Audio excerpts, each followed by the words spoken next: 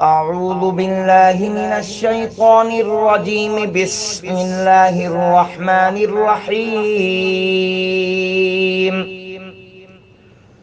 يا أيها النبي إذا طلقتم النساء فطلقوهن لعدتهن وأحصوا العدة واتقوا الله ربكم لا تخرجوهن من بيوتهن ولا يخرجن إلا أن يأتين بفاحشة مبينة وتلك حدود الله ومن يتعد حدود الله فقد ظلم نفسه لا تدري لعل الله يحدث بعد ذلك أمرا فإذا بلغن أجلهن فأمسكوهن بمعروف أو فارقوهن بمعروف وأشهدوا ذوي عدل منكم وأقيموا الشهادة لله ذلكم يوعظ به من كان يؤمن بالله واليوم الآخر ومن يتق الله يجعل له مخرجا ويرزقه من حيث لا يحتسب ومن يتوكل على الله فهو حسبه إن الله بالغ أمره قد جعل الله لكل شيء قدرا واللائي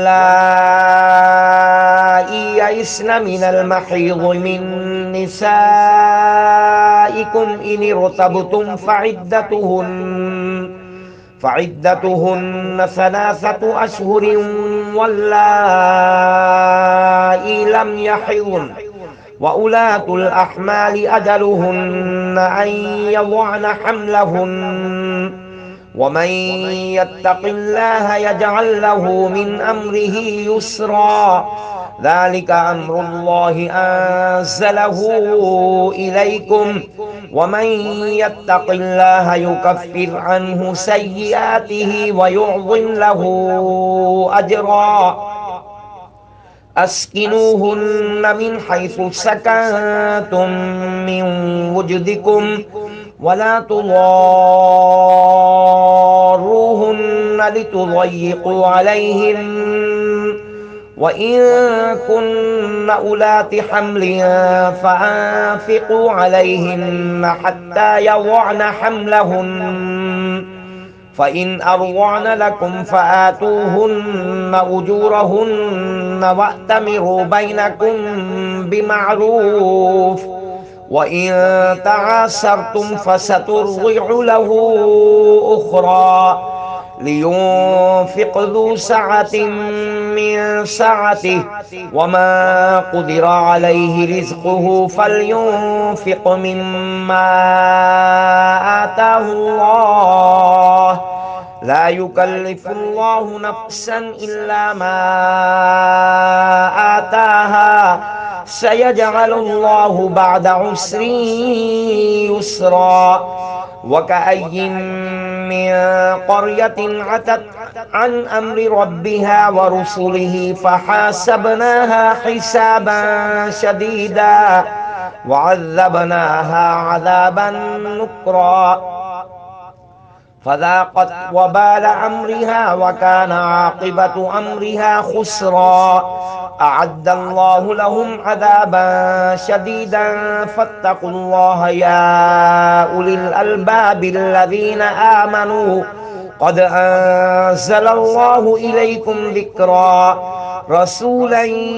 يتلو عليكم آيات الله مبينات ليخرج الذين آمنوا وعملوا الصالحات من الظلمات إلى النور ومن يؤمن بالله ويعمل صالحا يدخله جنات تجري من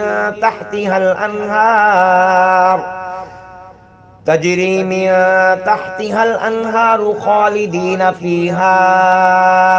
أبدا قد أحسن الله له رزقا الله الذي خلق 7 سماوات ومن الأرض مثلهن